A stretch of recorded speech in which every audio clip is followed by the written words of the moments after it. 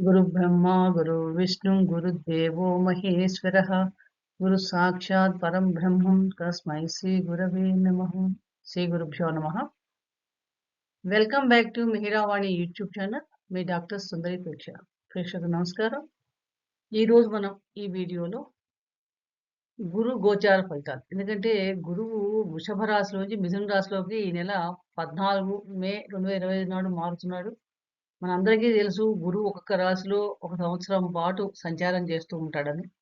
అలాగే ఇప్పుడు ఈ సంవత్సరం మనకి 14/5/2025 నుండి 2 జూన్ 2026 దాకా కూడా గురు సంచారం మనకి మిథున రాశిలో ఉంటుంది. కానీ ఈ విశ్వావసునామ సంవత్సరంలో ప్రత్యేకత ఏంటంటే గురువు అతిచారంతో మధ్యలో కర్కాటక రాశికి వెళ్ళటం, తర్వాత మళ్ళీ మిథున రాశిలో ఉండటం. మొత్తానికి 3 రాశుల్లో సంచారం చేస్తున్నాడు విశ్వావసు సంవత్సరంలో. మొదట్లో స్టార్టింగ్ నుంచి 14/5 దాకా వృషభ రాశిలో సంచారం చేశాడు. 14/5 నుంచి మనకి మళ్ళీ అక్టోబర్ 18 దాకా కూడా మిథున రాశిలో సంచారం. అక్టోబర్ 19 నుంచి అతిచారంతో కర్కాటక రాశిలోకి వెళ్తున్నాడు. డిసెంబర్ 5వ తారీఖు నాడు మళ్ళీ వక్రించి మిథున రాశిలో సంచారం. ఋతు మార్గంలో కూడా 2-6 దాకా. ఈ సంచార ఫలితాలు ఎలా ఉంటాయి? గురువు మనందరికీ కూడా అత్యంత శుభగ్రహం. అంటే ఒక్కొక్క గ్రహం కూడా వాటికి ఒక కాల పరిమితి ఉంటుంది. ఎక్కువ కాలం ఒకే రాశిలో సంచారం చేసే గ్రహాల్లో శని తర్వాత గురువు తీసుకోవచ్చు. అంటే రాహుకేతువులు 18 నెలలు ఉంటే గురువు 1 సంవత్సరం పాటు సంచారం చేస్తాడు. సహజంగా బచక్రంలో గురువు భాగ్యాధిపతి, వ్యయాధిపతి. మీన రాశులకి ఆధిపత్యం వహిస్తాడు. అలాగే కర్కాటక రాశిలో ఉచ్చస్థితి పొందుతాడు. మకర రాశిలో నీచ స్థితి పొందుతాడు. గురువు పునర్వసు, విశాఖ, పూర్వభాద్ర నక్షత్రాలకు ఆధిపత్యం వహిస్తాడు. గురువు సంతానకారకుడు, యోగకారకుడు, వివాహకారకుడు, ధనకారకుడు. గురువు శుభగ్రహం. గురుగ్రహం యొక్క అనుకూలత బాగుంటే గోచారంలో గాని, జన్మరాశిలో గాని వారికి చాలా మటుకు పనుల్లో కూడా విజయావకాశాలు అవుతాయి. అన్ని దశలు కూడా చాలా అద్భుతంగా పనిచేస్తూ ఉంటాయి. అలాగే గురువు యొక్క ప్రత్యేక దృష్టులైన 5, 9, 7 దృష్టిలు ప్రత్యేకత ఉంటాయి. కాబట్టి మిథున రాశిలో సంచరించే సమయపు తులారాశి మీద పంచమ దృష్టి ఉంటుంది. అలాగే సప్తమ దృష్టి ధనస్సు రాశి మీద ఉంటుంది. భాగ్య దృష్టి కుంభరాశి మీద ఉంటుంది. అంటే ఇంత విశేషమైన గురు సంచారం మనకి ఒక్కొక్క రాశి వారికి ఎలా ఉంటుందో తెలుసుకుంటాం. ఈరోజు మనం మిథున రాశి వారి గురించి తెలుసుకుందాం. మిథున రాశి వారికి గురు సంచారం ఎలా ఇస్తున్నాడు? మిథున రాశి మనందరికీ తెలుసు. మిథున రాశి అంటేనే మృగశిర 3, 4 పాదాలు, ఆరుద్ర 4 పాదాలు, పునర్వసు 1, 2, 3 పాదాలు చెందిన వారంతా మిథున రాశి వారి కింద అవుతారు. రాశ్యాధిపతి బుధుడు అవుతారు. ఈ మిథున రాశి వారికి గురువు ప్రవేశం నుంచి 14/5 నుంచి అక్టోబర్ 18 దాకా కూడా రాశిలోనే సంచారం, సువర్ణమూర్తిగా సంచారం చేస్తున్నాడు. ఎప్పుడైతే సువర్ణమూర్తిగా రాశిలో సంచారం చేస్తున్నాడో చాలా సుఫలితాలు ఇస్తాడు. మంగళాది, వివాహాది కార్యాలు గాని, ఇంట్లో శుభకార్యాలు గాని చక్కగా అన్ని నెరవేరుతాయని చెప్పవచ్చు. తర్వాత డిసెంబర్ 5 వరకు కూడా 2వ స్థానంలో అంటే కర్కాటక రాశిలో తామరమూర్తిగా సంచారం చేస్తున్నాడు.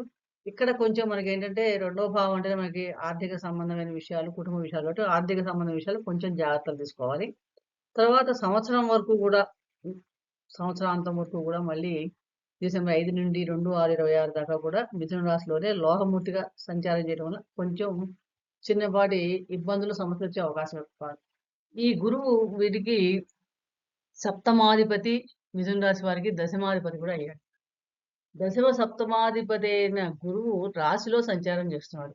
ఈ రాశిలో సంచారం చేసినప్పుడు ఎలాంటి ఫలితాలు ఇస్తాడు? మిథున రాశి వారికి అని చూసినప్పుడు రాశి అంటేనే లగ్నం కాబట్టి చాలా మటుకు అనుకూలమైన ఫలితాలే ఇవ్వడానికి అవకాశం ఎక్కువగా ఉంది. ఎందుకంటే రాశిలో సంచరించే చాలా మంచి ఫలితాలు ఇస్తాడు. అలాగే 5వ భావం, 7వ భావం, 9వ భావం చాలా యాక్టివేట్ అవుతున్నాయి. 5వ భావం అంటేనే మనకు సంతాన సంబంధమైన విషయాలు, క్రియేటివిటీ, అంతర్శక్తి ఇలాంటివన్నీ చాలా బాగా జరుగుతాయి. సప్తమ భావం వ్యాపార సంబంధమైన విషయాలు, వివాహ సంబంధమైన విషయాలు చాలా అనుకూలంగా ఉంటాయి. ఇంకా భాగ్యస్థానం. భాగ్యస్థానం చూసినప్పుడు విదేశీ సంబంధమైన ప్రయాణాలు ఇవన్నీ కూడా చాలా బాగా ఉంటాయని చెప్పవచ్చు. ముఖ్యంగా మీ పిల్లలకి సంతాన సంబంధమైన విషయాలు చాలా చక్కగా సక్సెస్‌ఫుల్‌గా ఉంటాయి. మంచి వార్తలు వింటారు. సంతానం లేని వాళ్ళు సంతాన విషయాలు జరిగే అవకాశం ఎక్కువగా ఉంది.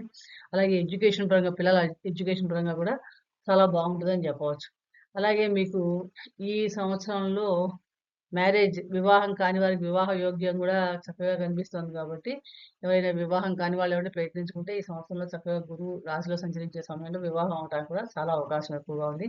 అలాగే వైవాహిక జీవితంలో కూడా ప్రాబ్లమ్స్ చాలా మటుకు తగ్గే అవకాశం ఉంది. ఎందుకంటే గురు దృష్టిలోనే చాలా మటుకు చాలా బావుంటుంది. ఆహ్, మానసికంగా కూడా ప్రశాంతంగా గృహ వాతావరణం ఉంటుందని చెప్పవచ్చు. ఎందుకంటే రాశిలో సంచరించేటప్పుడు సప్తమ భావం మీద దృష్టి పెడుతున్నాడు కాబట్టి. ముఖ్యంగా మీకు రిలీజియస్ యాక్టివిటీ అంటే ఆధ్యాత్మిక విషయాల మీద ఎక్కువగా ఆసక్తి పెరుగుతుంది ఈ సమయంలో. అలాగే మీరేంటంటే ఎక్కడికైనా వర్రీస్ లాంటివి తగ్గడం గాని, ఎక్కడికైనా వెళ్ళేటప్పుడు బయట చిన్న ప్రయాణాలు రాశిలో సంచరించే సమయం చాలా మటుకు బావుంటుంది. అలాగే కర్కాటకంలో ఉచ్చ స్థితిలో సంచరించే సమయం కొంచెం ఆరోగ్య విషయాల్లో కొంచెం జాగ్రత్తలు తీసుకోండి. అలాగే వస్తు వాహనాలు గాని, గృహ సంబంధమైన విషయాలు కొనటం గాని, వీటన్నిటిలో కూడా మీకు ఈ సంవత్సరం చాలా అంటే మీరు ఎవరైనా అనుకుంటే గనక ఆ ప్రయత్నాలన్నీ కూడా చక్కగా ఫలిస్తాయని చెప్పవచ్చు. ఆ రకంగా గురువు చాలా మటుకు అనుకూలిస్తున్నాడు మీకు చక్కగాను. అలాగే వక్రించినప్పుడు మటుకు అంటే గురువు మళ్ళీ మనకి డిసెంబర్ 5 నుంచి వక్రత్వంలో పొందుతాడు. అప్పుడు కొంచెం హెల్త్ విషయంలో కొంచెం జాగ్రత్తగా ఉండాలి.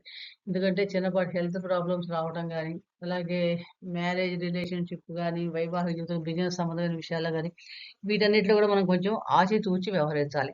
కాబట్టి ముఖ్యంగా మనకు అనుకూలమైన సమయాలు మిథున రాశిలో సంచరించే సమయం అంతా కూడా చాలా గురు గోచారం మిథున రాశి వారికి చాలా అనుకూలమైన ఫలితాలు ఇస్తుంది కాబట్టి, ఆ సమయాన్ని మనం సద్వినియోగం చేసుకోవాలి. ప్రతికూలతలు ఉన్న రోజుల్లో మనం ఆ కాస్త పీరియడ్‌లో గూడా కొంచెం జాగ్రత్తలు తీసుకొని, ఈ మధ్య గాని మన గురు బలాన్ని గనుక పెంచుకోగలిగితే గనుక చాలా మంచి ఫలితాలిస్తాయి. అలాగే మన వ్యక్తిగత జన్మ జాతకంలో కూడా మిథున రాశిలో ఏమైనా గ్రహాలుండి, ఆ గ్రహం మీద గోచారం గురువు సంచారం చేయడం, అలాగే ఇందాక చెప్పినట్టు మన తులారాశిలో గాని, ధనుసు రాశిలో గాని, కుంభరాశిలో గూడా గ్రహాలుంటే వాటి మీద ఎఫెక్ట్ కూడా మనకు కలిసొస్తుంది. అలాగే మీకు వ్యక్తిగత జాతకంలో, జన్మ జాతకంలో జరిగే దశాభుక్తులు ఏం జరుగుతున్నాయి? మనం అవి గూడా చెక్ జేసుకోవాలి. దాని ప్రకారంగా ఆ భావానికి సంబంధించిన విషయాల్లో ఈ గురు గోచార ఫలితాలు మనకి చక్కగా సంబంధం ఏర్పడితే గనక చాలా అద్భుతమైన ఫలితాలు రావడానికి అవకాశం ఎక్కువగా ఉంది. కాబట్టి ముఖ్యంగా ఈ సంవత్సరం అంతా కూడా మనకి ఎటువంటి ప్రతికూలతలు లేకుండా ఈ సంవత్సరం అంతా మాకు బాగుండాలంటే మేమేం చేయాలి? అని చూస్తే గనక ప్రతిరోజు గూడా దక్షిణామూర్తి స్తోత్ర పారాయణ జేసుకోవడం. ఎవరైతే ఆడవాళ్ళైతే స్నానం ఒకవేళ గురుదశ నడుస్తున్నా, ఒకవేళ గురువు అంతర్దశలు నడుస్తున్నా గూడా స్నానం చేసే నీటిలో కొంచెం పసుపు వేసుకొని స్నానం చేయడం వల్ల గూడా ఆ గురువు యొక్క అనుగ్రహం కలుగుతాము. అలాగే గురువారం నియమాలు, గురువారం ఉదయాన్న ఒంటి పూట భోజనం చేయటం గాని, గురువుల్ని గాని, పెద్దల్ని తలుచుకోవడం, గురు చరిత్ర పారాయణ చేయడం, కుదిరిన వాళ్ళు గురుక్షేత్రాలైన గానుగాపూర్ గాని, షిరిడీ గాని అట్లా ఏదైనా సరే మీ రాఘవేంద్ర స్వామి గాని ఎవరికి ఏది గురువైతే ఆ క్షేత్రాలు దర్శించడం అనేవి చాలా మంచి ఫలితాలిస్తాయి. అలాగే నానబెట్టిన శనగల్ని గోమాతకి తినిపించడం వల్ల గూడా చాలా ఉత్తమమైన ఫలితాలు పొందగలుగుతారు.